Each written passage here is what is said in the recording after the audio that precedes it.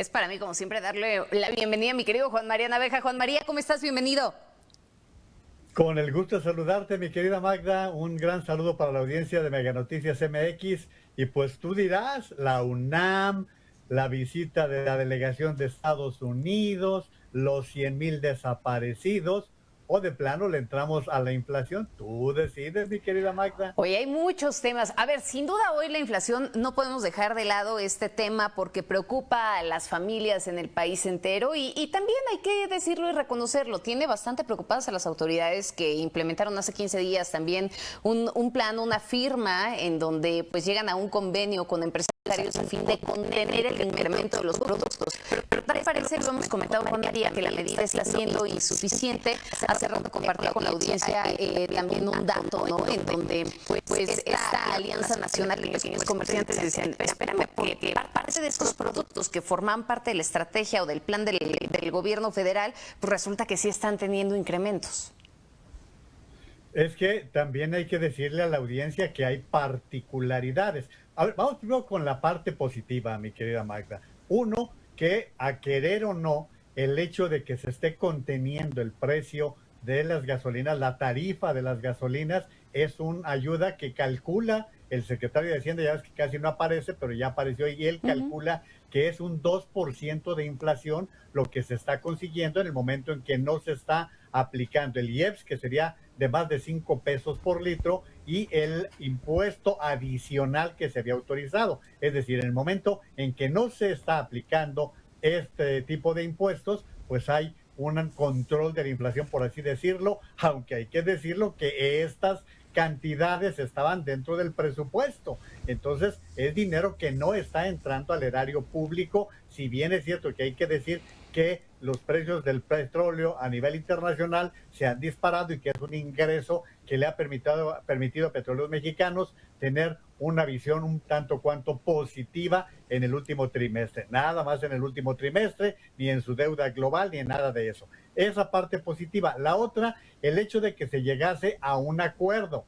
Pero ahí es donde vienen los detalles. Por ejemplo, Bimbo dijo, no va a haber aumento en el pan blanco, nada más, ni en los bigotes, ni en el gansito, ni en el pan integral, ni en las otras presentaciones, única y exclusivamente en el pan blanco.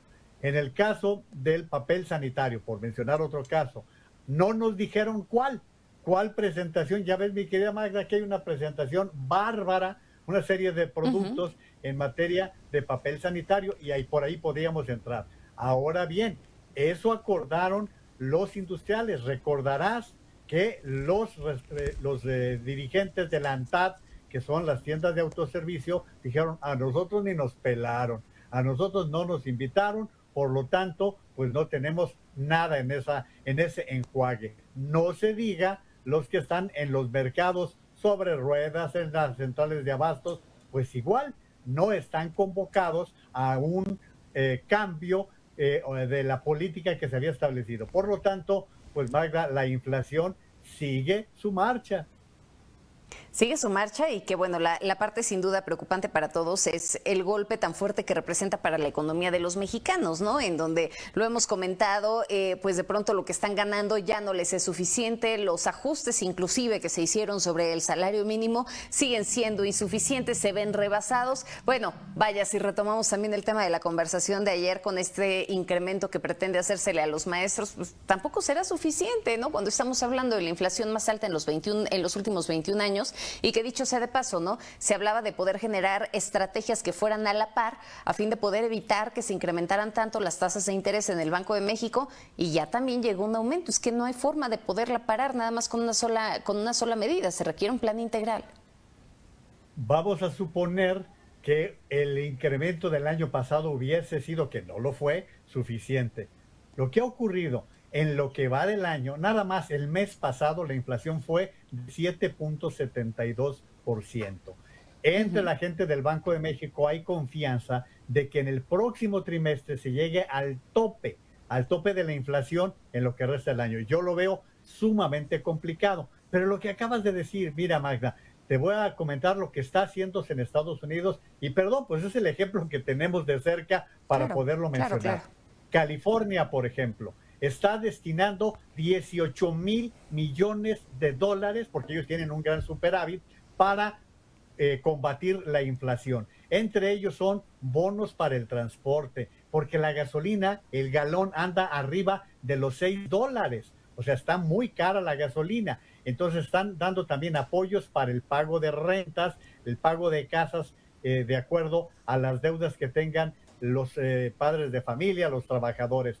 Son medidas que se están tomando para poder llevarle dinero fresco a la gente. Otros están dando bonos para comprar gasolina, otros están dando bonos para ir al supermercado. Es decir, hay una serie de decisiones de este tipo. Nosotros nos seguimos quedando cortos. Acuérdate, durante la pandemia no hubo ningún apoyo para las pequeñas y medianas empresas. ¿Qué sucedió? Cerradero.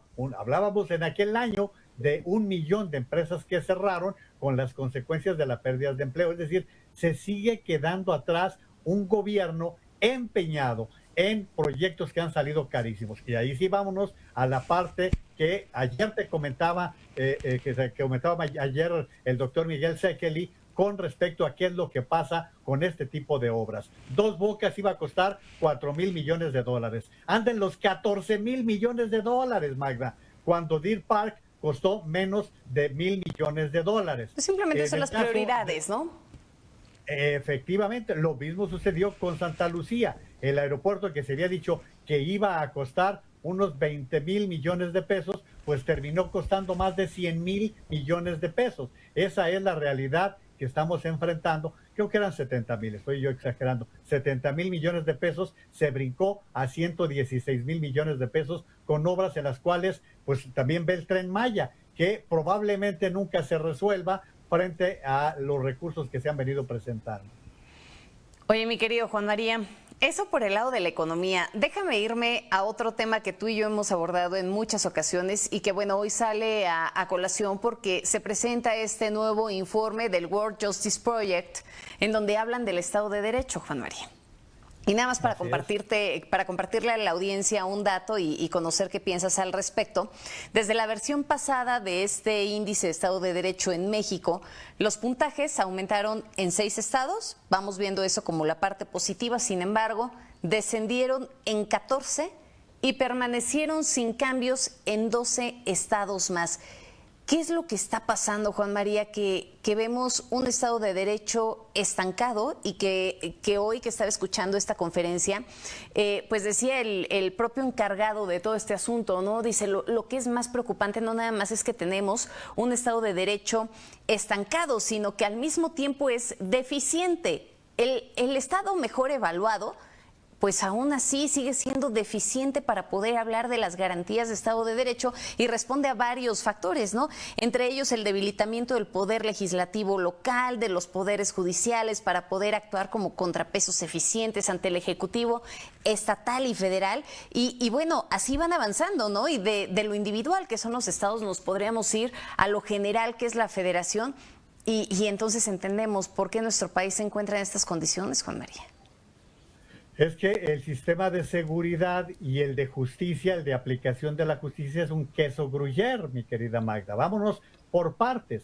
Un presidente completamente insensible. ¿Qué te parece que hoy se está informando de 100,000 desaparecidos, 100,008 desaparecidos desde 1964 hasta la fecha, y el presidente de la República hablando de la sucesión presidencial en lugar de atender este tipo de temas? Nada más por hablar de un tema tan puntual como ese.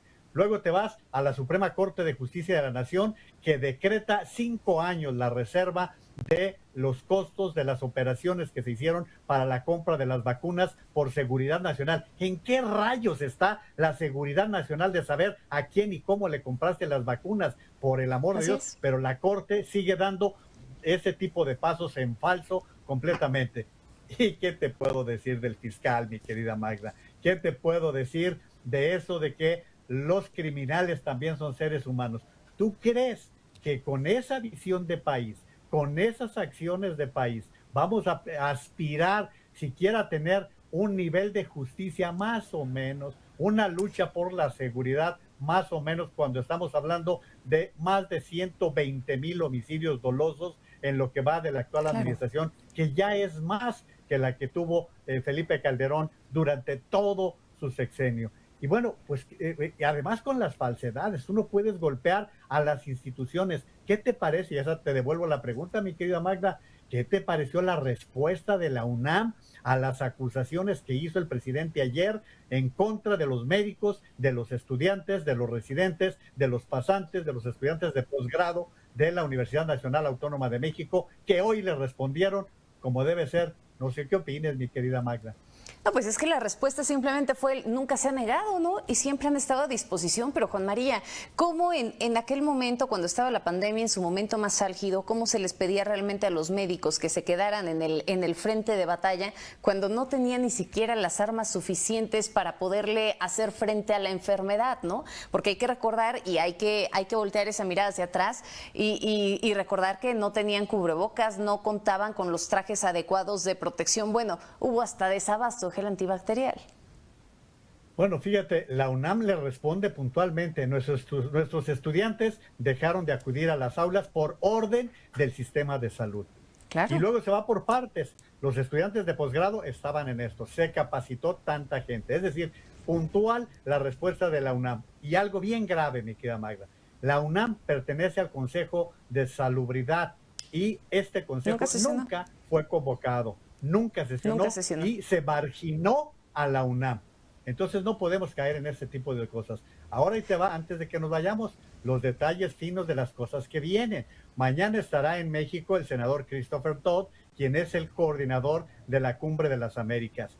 Curiosamente, entre ayer y hoy, el gobierno de Joe Biden anuncia que suaviza algunas medidas en contra de Cuba y en contra de Venezuela. Por ejemplo, en el caso de Cuba, permite los viajes de los estadounidenses, aumenta los montos para que puedan enviar remesas. En el caso de Venezuela, está suavizando también las políticas para la explotación petrolera, para las negociaciones petroleras. Van a dejar solo a México. A la hora de la verdad van a decir, bueno, pues México se puso del lado de Venezuela, Nicaragua y Cuba y pues no asistió a la Cumbre de las Américas. Pues es que chetada con guante blanco, ¿no, Juan María? Yo creo que se sigue sin pensar realmente los alcances de todo esto. Ya veremos, aunque a mí me parece, y yo insisto en que el discurso y la postura que está tomando el presidente es como en algún momento todo este alardeo que tenía en cumbres internacionales, inclusive en aquella reunión del G20, y lo conversamos, que se decía, bueno, es que tal parece que su discurso está siendo de nueva cuenta hacia el interior, ¿no? Está aparentemente haciendo política hacia el exterior, pero no, el discurso y todo lo que está diciendo es un mensaje para los propios mexicanos. No es un mensaje hacia el exterior.